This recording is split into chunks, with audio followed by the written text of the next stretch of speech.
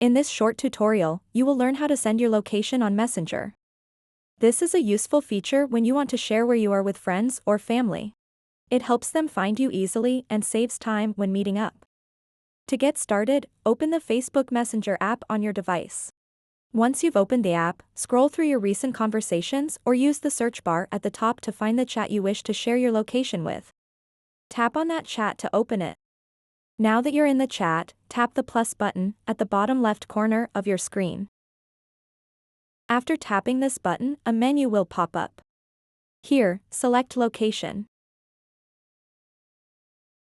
If this is your first time sending a location through Messenger, you need to grant access for the app to use your device's GPS.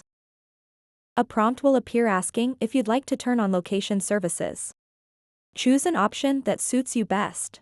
For example, selecting while using the app allows Messenger access only when it's open, providing both convenience and privacy.